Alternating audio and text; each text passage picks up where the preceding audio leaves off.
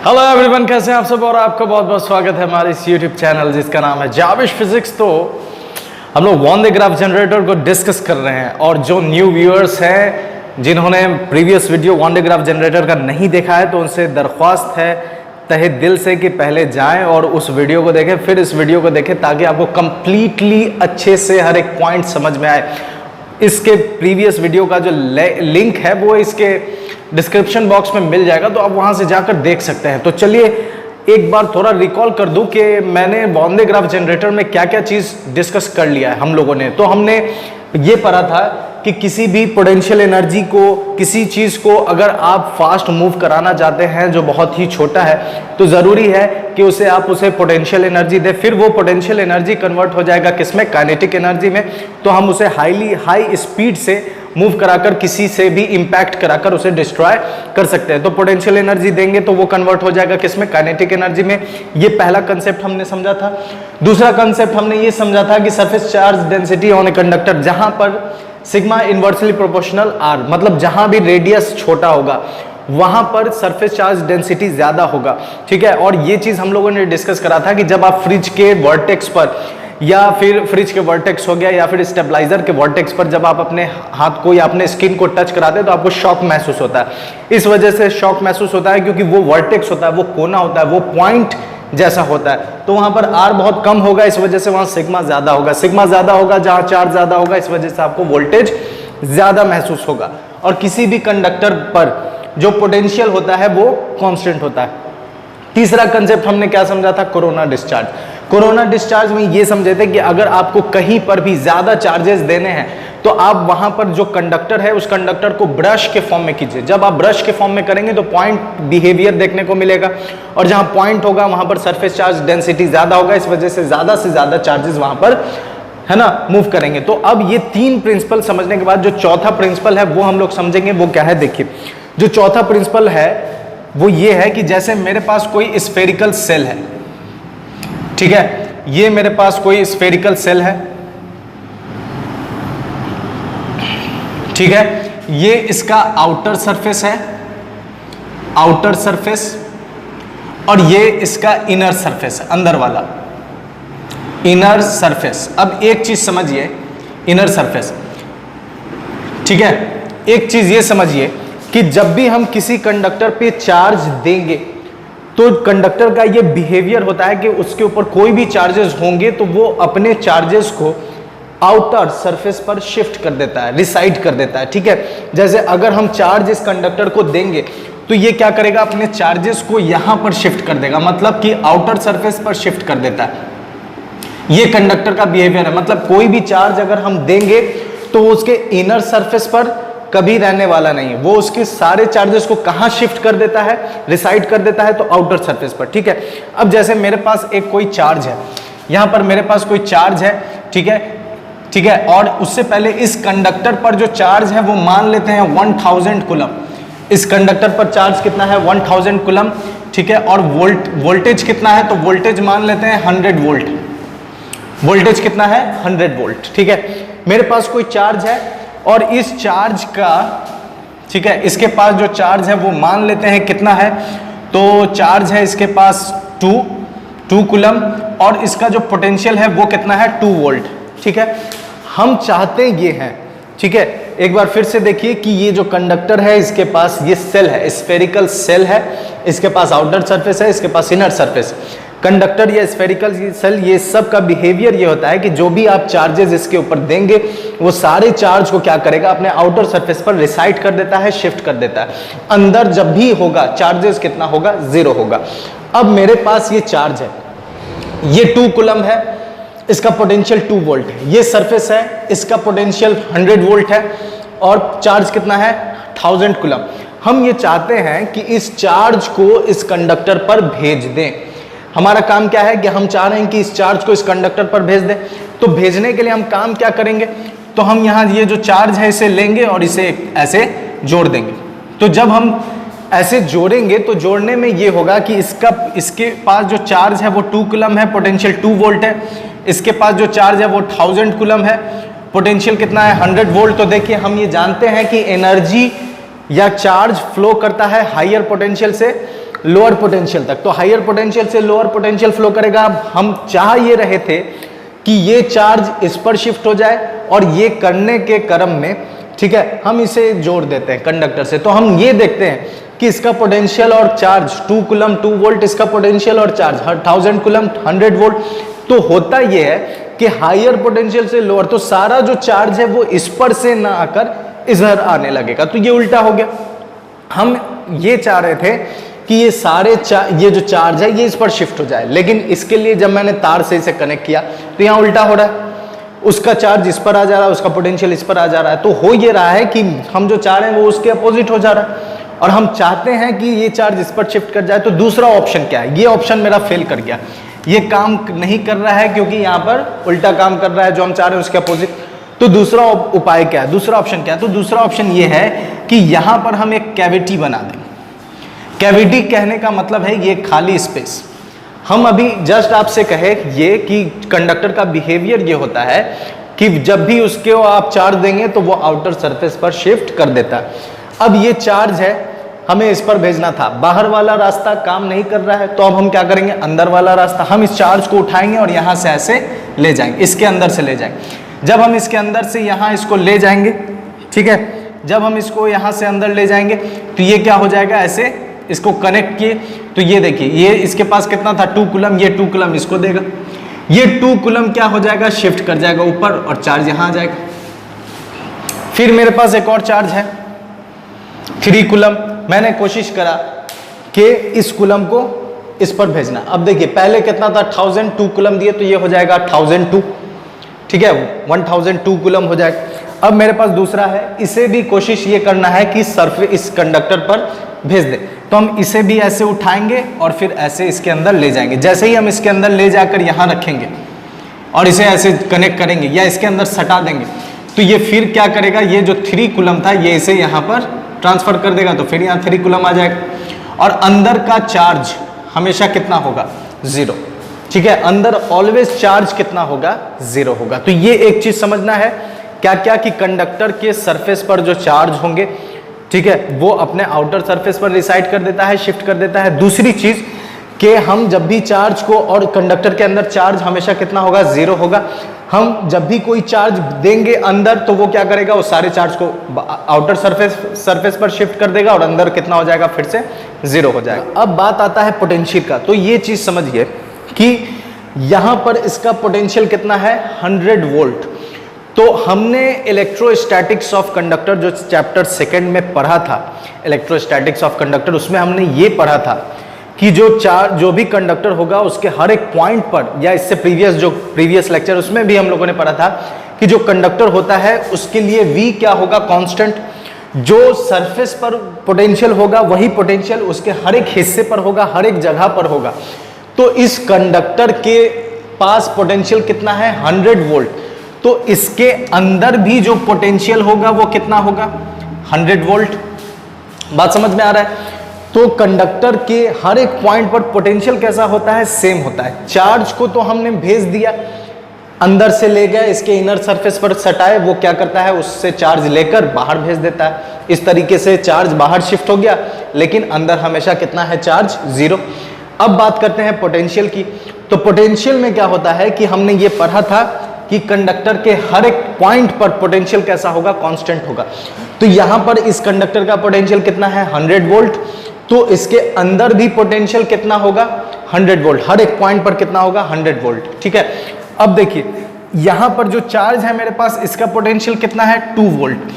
तो इसके पोटेंशियल को अगर हम V' मान लेते हैं, तो जब हम इसे ले जाएंगे, ठीक है, जब हम इसे ले जाएंगे यहां, तो इसके पास पोटेंशियल अपना, इसके पास जैसे ही ये चार्ज, इस चार्ज को उठाकर हम इसके अंदर ले जाएंगे, तो इसके साथ होगा ये कि इस पूरे कंडक्टर के अंदर हर एक पॉइंट पर पोटेंशियल कितना है? 100 वोल्ट।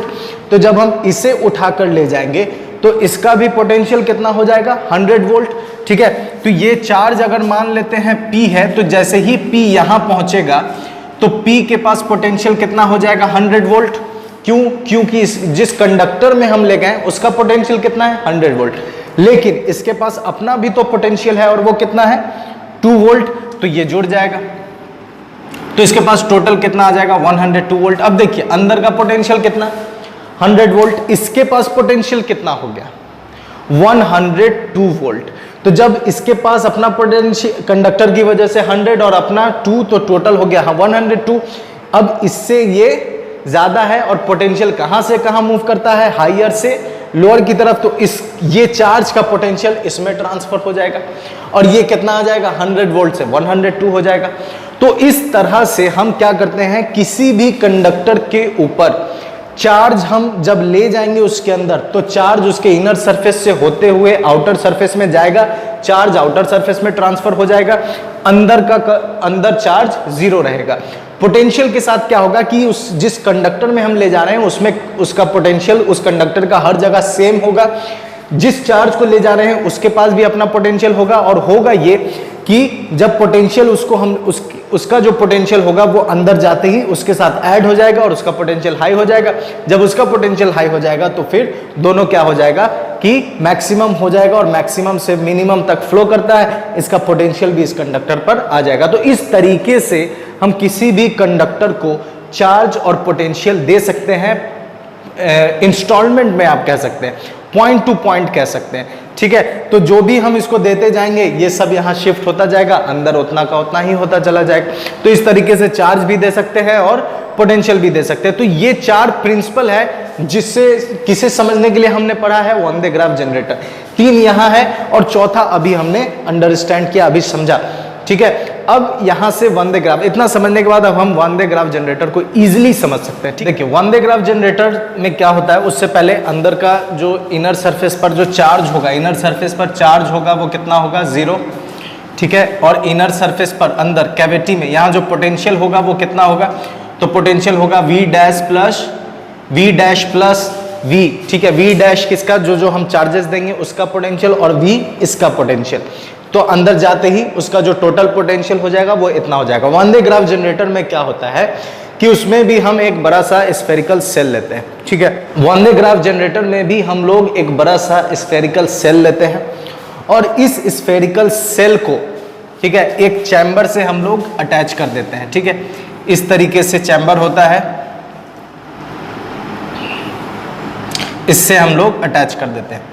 अटैच करके यहाँ पर इसे माउंट कर दे, ये कोई स्टैंड से इसे अटैच कर देते हैं, ठीक है। अब क्या होता है देखिए, यहाँ पर हम लोग काम ये करते हैं कि एक यहाँ पर पुली सिस्टम लगाते हैं, दूसरा पुली सिस्टम यहाँ लगाते हैं। इस पुली को जोड़ देते हैं हम किससे, मोटर से, ठीक है। मोटर कनेक्टेड पुली, मोटर कनेक्टेड पुली, ठीक है। मोटर कनेक्टेड पुली है, उससे जोड़ दिए। फिर हम क्या काम करते हैं कि इस पुली में एक बेल्ट यूज करते हैं, ठीक है। एक बेल्ट यूज करते हैं और ये बेल्ट होता है किस चीज का, ठीक है। ये देखिए एक बेल्ट हम यूज किए, ये जो बेल्ट होता है ये एक्चुअली में नायलॉन का होता है, नायलॉन बेल्ट, ठीक है। तो बेल्ट यहां पर जो होगा वो नायलॉन है और नायलॉन इंसुलेटर होता है। अब यहाँ पर हम काम ये करते हैं कि कोरोना डिस्चार्ज जो कंसेप्ट यूज किए थे कि ब्रश यूज करेंगे मैक्सिमम चार्जेस के लिए, तो यहाँ पर हम काम ये करते हैं कि यहाँ पर एक ब्रश जैसा, ठीक है, एक ब्रश जैसा, ऐसा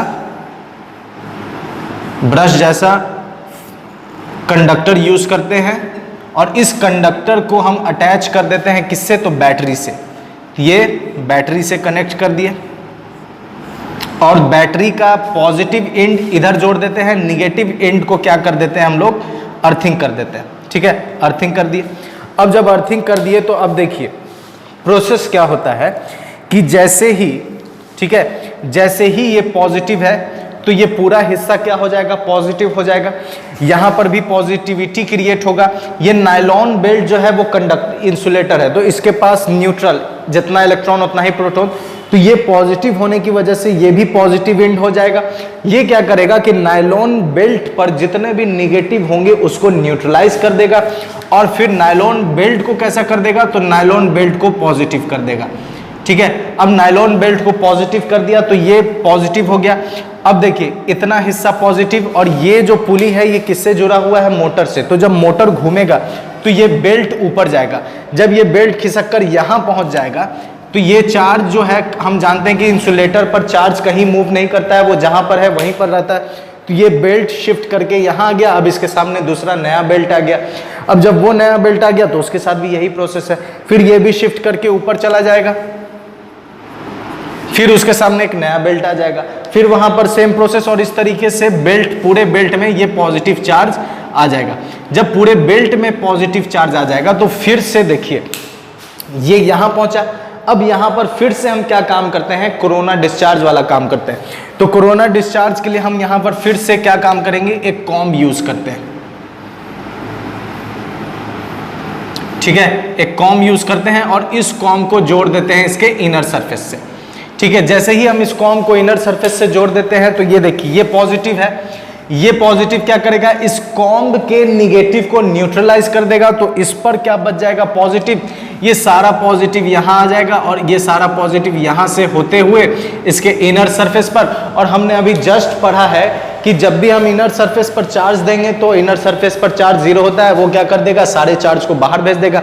तो जो भी पॉजिटिव गया वो इस कॉम्ब से होते हुए आउटर सरफेस पर चला जाता है। अब आउटर सरफेस पर चला गया तो ये है मेरा कॉम्ब C1, ये है मेरा कॉम्ब C2। फिर यहां से गया, फिर इसके पास दूसरा आता है, फिर ये इधर जब आता है तो खाली हो जाता है। तो इस तरीके से ये इधर भरता हुआ जाता है, यहां से यहां shift, positive charge inner surface पर, इनर सरफेस से आउटर सरफेस पर, और हर चार्ज के पास क्या होगा, पोटेंशियल होगा। तो इस तरीके से हम काम ये करते हैं कि पूरे ये जो स्फेरिकल सेल है, इस स्फेरिकल सेल पर चार्जेस देते जाते हैं और देते देते इसका पोटेंशियल भी इंक्रीज हो जाता है और चार्ज भी इंक्रीज हो जाता है। तो इसके पास हाई पोटेंशियल, बहुत ज्यादा पोटेंशियल एनर्जी इसके पास आ जाता है। और हम जानते हैं कि जो इसका पोटेंशियल होगा वही इस स्फेरिकल सेल, मतलब इतना से ऊपर का पोटेंशियल होगा। तो इस तरह से हम इसके ऊपर चार्ज स्टोर करते चले जाते हैं। ठीक है, चार्ज स्टोर करते करते इसका एक मैक्सिमम वैल्यू होता है, वहां तक हम स्टोर कर देते हैं। हम ये चाहते हैं कि जब इसके पास मैक्सिमम चार्जेस स्टोर हो गया, पोटेंशियल मैक्सिमम है, तो ये लीक ना कर जाए। तो उसके लिए हम क्या करते हैं कि इसे एक कंक्रीट के चैम्बर से इसे इनक्लोज कर देते हैं। ठीक है, कंक्रीट के चैम्बर से इसे इनक्लोज कर देते हैं ताकि इसके अंदर का चार्जेस बाहर लीक नहीं हो जाए। ठीक है, तो जब बाहर लीक नहीं होगा तो इस तरीके से हम पोटेंशियल इस पे स्टोर कर दिए। अब इसका यूज क्या है, तो मैंने स्टार्टिंग में कहा था कि ये डीसी जनरेटर का काम करता है या डीसी वोल्ट स्टोर करने का काम करता है। तो यहां पर आप देख सकते हैं सारा डीसी वोल्टेज स्टोर हो गया। ठीक है, दूसरी चीज मैंने ये कहा था कि ये यूज में आता है जब किसी चीज को, किसी एटम को तोड़ना है। तो अब उसके लिए हम क्या काम करते हैं, तो उसके लिए हम काम ये करते हैं कि यहाँ पर एक छोटा सा चैम्बर रहता है। ठीक है, इस चैम्बर में यहाँ पर हम लोग एक पार्टिकल, पॉजिटिव पार्टिकल को रख देते हैं, कोई भी पॉजिटिव पार्टिकल चार्ज को रख दिए। अब जैसे ही हम इस पॉजिटिव पार्टिकल को रखेंगे तो इसका पोटेंशियल क्या होगा, इसके पास पोटेंशियल एनर्जी कितना होगा, QV। तो इसके पास जो पोटेंशियल एनर्जी हो जाएगा QV, V इसके अंदर का हम क्या कर रहे हैं, इंक्रीज करते जा रहे हैं ये वाले प्रोसेस से। तो इसका V इंक्रीज हो रहा है, V इंक्रीज हो रहा है तो इसके पास चार्ज है तो पोटेंशियल इसका इंक्रीज हो जाएगा और ये कन्वर्ट हो जाएगा किसमें, हाफ mv²। तो जब ये कन्वर्ट हो जाएगा हाफ mv² में, तो हाफ mv² ये सारा पोटेंशियल काइनेटिक में, और यहाँ पर हम एक जिसको हिट करना है, ठीक है, तो जिसको हिट करना है यहाँ पर रख देते हैं। ये हमारा क्या हो गया, टारगेट हो गया। ठीक है, यहां रख देते हैं और ये हमारा क्या हो गया, टारगेट हो गया। तो जैसे ही हम इसका पोटेंशियल बढ़ा देते हैं, ये सारा पोटेंशियल कन्वर्ट कर देता है किसमें, काइनेटिक एनर्जी में, और फिर आकर हिट कर देता है और जो टारगेट को, जिस एटम को तोड़ना है, इस तरीके से वो टूट जाता है। तो ये था हमारा वन वे ग्राफ जनरेटर। ठीक है, तो चैप्टर सेकेंड में, NCERT के चैप्टर सेकेंड में ये भी सिलेबस में हुआ करता था, जो कि अब नहीं है CBSE के बेसिस पर।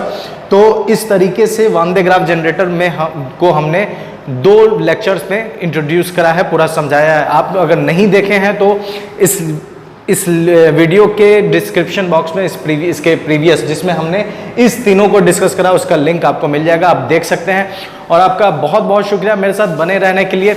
ईद है तो आप सबों को ईद बहुत बहुत तहे दिल से ईद मुबारक, और घर पे बैठें और सेवैयाँ खाएं और मज़े करें और अपना ख्याल रखें, दुआओं में याद रखें और अपने फ्रेंड सर्किल में ज़रूर कहें इस चैनल को सब्सक्राइब करने के लिए, शेयर करने के लिए। बहुत बहुत शुक्रिया आपका मेरे साथ बने रहने के लिए। गुड बाय एंड खुदा हाफिज़।